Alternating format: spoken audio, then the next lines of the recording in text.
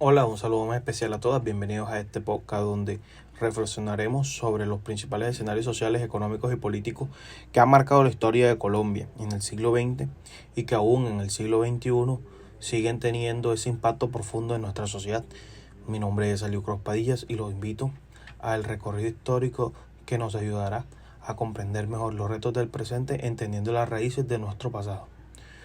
Bueno, empecemos con la modernización en Colombia, las luces y las sombras.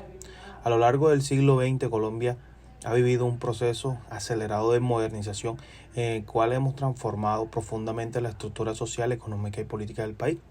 En un aspecto social, pues este periodo estuvo marcado con un fuerte proceso de urbanización en las miles de personas que emigraron del campo hacia las ciudades buscando mejores oportunidades, lo que nos generó un crecimiento de las principales urbes. Sin embargo, la modernización también dejó a un lado a los grandes sectores de la población que vivieron en condiciones de pobreza y marginalización, la desigualdad.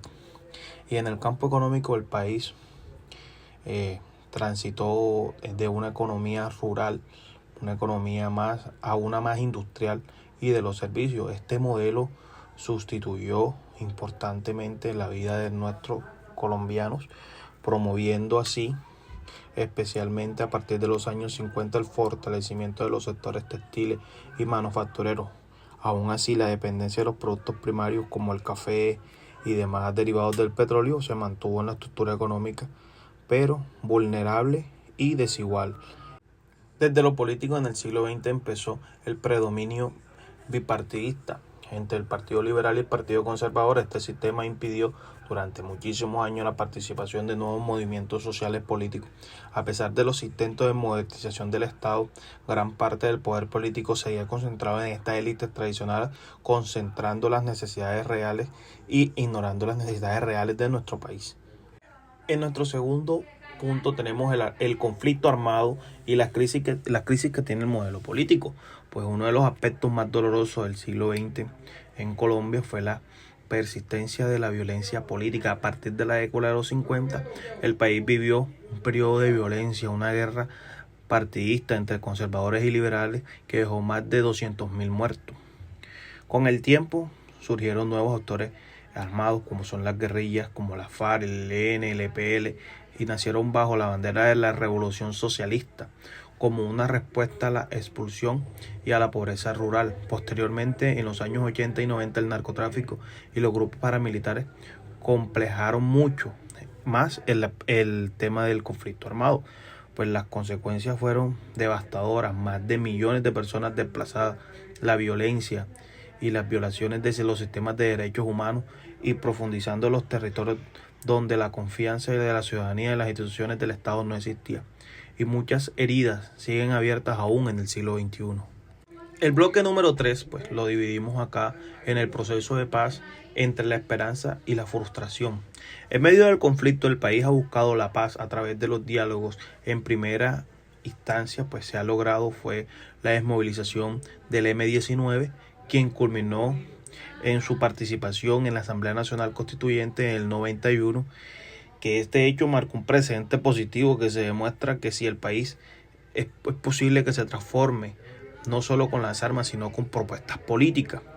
En estas décadas también hubo un proceso de paz con las guerrillas de la FARC en los años del 2012 al 2016, que fue uno de los intentos más ambiciosos de acabar con el conflicto armado más largo de Latinoamérica.